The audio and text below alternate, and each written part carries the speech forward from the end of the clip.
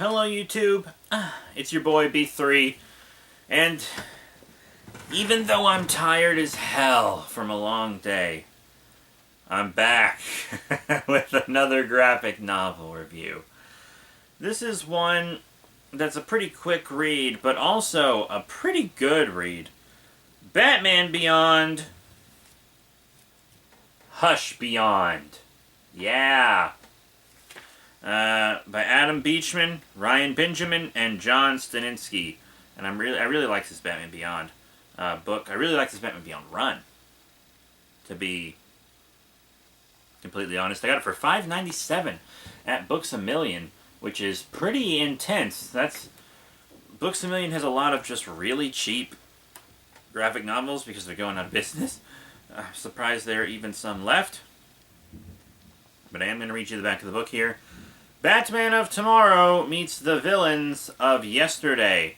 Long after the original Batman disappeared, teenager Terry McGinnis stumbled upon reclusive Bruce Wayne and his secret identity.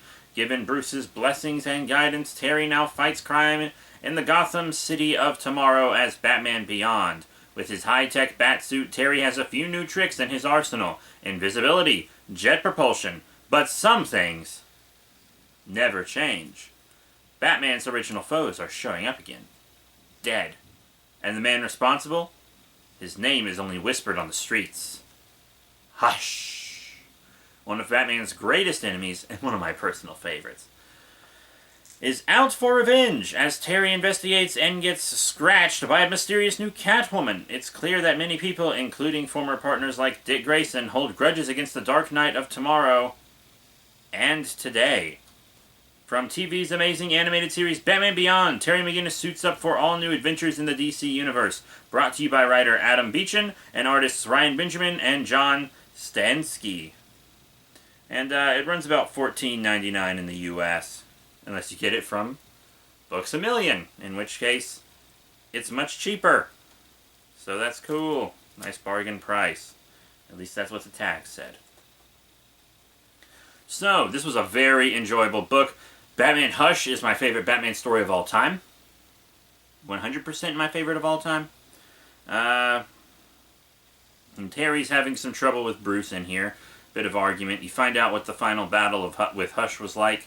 Back in the day, Hush kind of had an anticlimactic death in the past, or in the present, I suppose. What would it be, the future? There's also a new Catwoman who has the power to duplicate herself.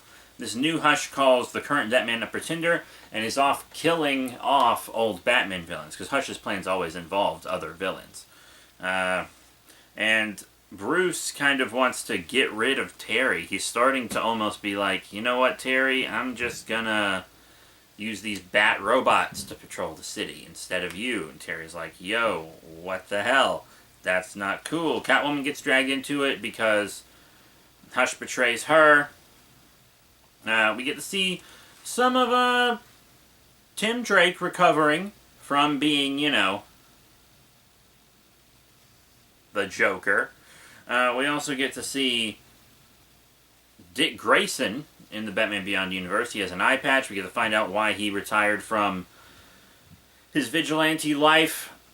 It's a pretty crazy story, and it is 100% in totality Batman's fault. And we find out who the Hush is, and spoiler alert, Hush is Dick Grayson. But not the actual Dick Grayson. A failed, crazy clone of Dick Grayson that Cadmus made to be a Batman. Because Gotham always needs a Batman. You know Waller's stance on that.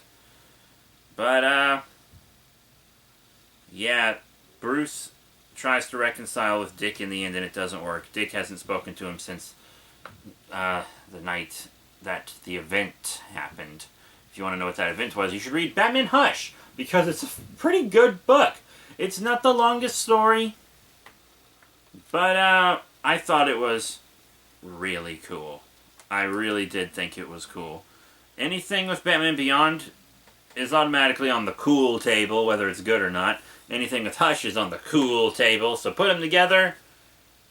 One of the coolest versions of Batman ever created. One of the best Batman villains ever created. Throw them together. It's a good book. It's a good book. So, next time we're actually doing Deadpool Kills the Marvel Universe, because my podcast co-host, Big Boy Chungus, for the Tabletop Recap Gaming Podcast, he lent it to me, so I gotta read it quick, because I lent him the first 2 Dark Knights Metal books, and he never read them after like 2 months. So, whoopsie daisy. That's it. Thank you all once again for your support, and I'll see you all next time with another great graphic novel review.